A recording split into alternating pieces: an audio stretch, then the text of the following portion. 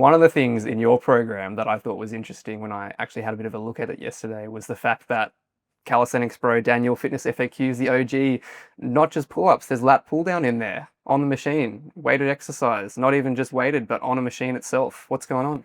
I thought I could trust you, and I showed you my program in good faith, and now you've outed me for You've everyone. been sprung. So yes, it's the truth. I have been doing lat pull downs into my routine, but it's an accessory to my pull-ups. So I always start like a good calisthenics boy that I am with my weighted pull-ups for low rep ranges. I enjoy 3 to 6 reps, trying to progressively overload that, get heavier over time, get the strength adaptations, translates to everything I want with muscle ups, front levers, and just getting a stronger pull-up.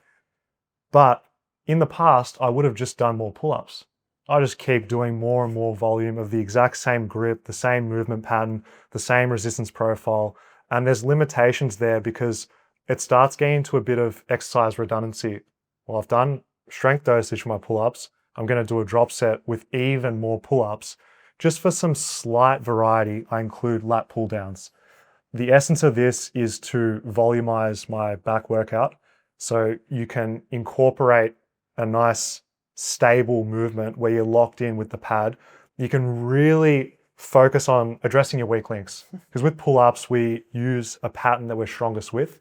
And it's really hard to force a hollow body or an arch body without that affecting your performance and how much weight you can lift or what muscles you can hit. With a lat pull down, you can really change the angle, lock in, the multitude of grips that you can use in there. And you can really push it quite close to failure, which I've liked. I put straps on there.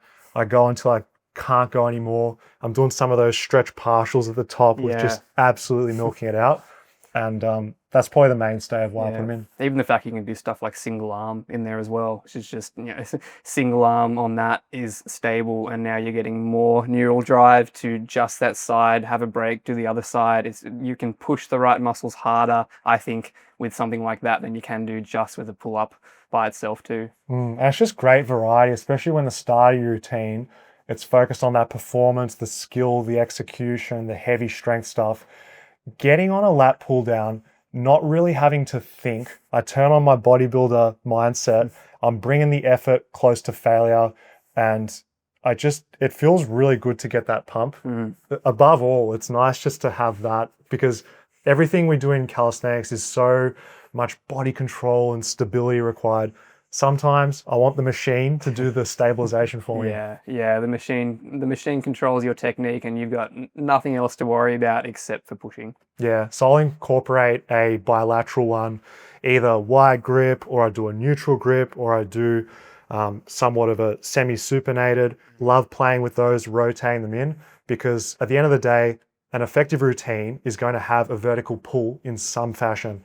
I'm doing those pull-ups at the start, but then incorporating that variety and really targeting the back in different way, different resistance profile, and it's so engaging.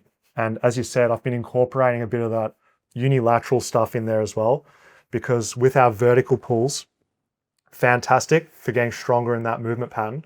But with the single arm working on unilateral, you get a nice cross body stretch. You're working that diagonal pull, which targets strength that may not be working as much as you would with a bilateral. In other news, I've got you a gift. I want you to click below to download my free full body calisthenics workout. I'll teach you how to get big and strong with old school bodyweight training.